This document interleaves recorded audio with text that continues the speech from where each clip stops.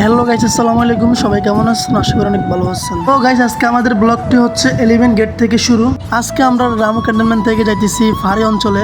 পাহাড়ি অঞ্চলে আমরা ঘুরে ঘুরে দেখবো তাদের আসসালামু আলাইকুম গাইস, দেখেন এই সাতপুর থেকে বাইরে আইছে আমাদের এলাকায় ঘুরতে। এই যে আমাদের এলাকায় আফ্রিকার জঙ্গলের মতো এই গ্রামে ঘুরতে আছে। চারিদিকে চতুর্দিকে জঙ্গল আর কি। আমাদের এই কক্সবাজারের দক্ষিণ অঞ্চলে এই জায়গাটা হচ্ছে মানে একবারে জঙ্গল অঞ্চল, রামু ক্যান্টনমেন্টের পাশাপাশি। আর এখানে বাইরে ঘুরতে আসছে সাতপুর থেকে, দেখাই ওদেরকে আজকে আমাদের এলাকাটা ঘুরাই দেখাবো। তো দেখি চলেন। আসসালামু আলাইকুম। ভাইয়েরা আছে আমাদের এই কক্সবাজারে, আমাদের গ্রামে। ওনারা আছে চাঁদপুর থেকে আমার সাথে দেখা করতে। তো ওনারা বেগুন আইবেন আর এলাকার মধ্যে। আর এলাকা খুব সুন্দর, প্রাকৃতিক। তো আর আসলে মেহমানদারি খুব ভালো করতে পারি। আর এটা এলে মনে করুন বেগুন সাইড পারিবেন আমরা। তো ঠিক আছে, ধন্যবাদ।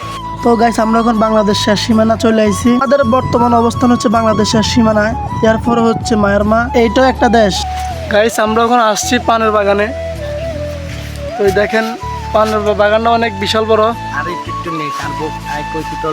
আমার দোস্ত, বাগানটি হচ্ছে পানের বাগান। তো ভাইয়েরা মনে করেন যে সাতপুর থেকে আইসে আমাদের এই এলাকায় কক্সবাজার দক্ষিণ অঞ্চলে রামু ক্যান্টনমেন্টের পাশাপাশি আর কি এই আমাদের এলাকার এই শহর অঞ্চলগুলো মানে ঘুরে দেখবো।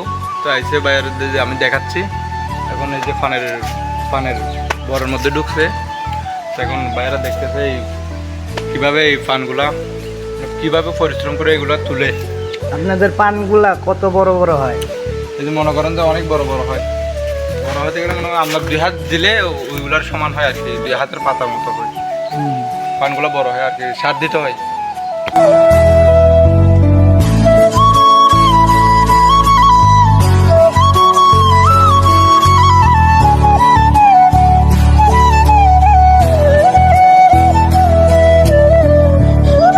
দেখেন, আমরা এখন মাটির ঘরে আসছি, পাহাড়ের অঞ্চল উঠছি।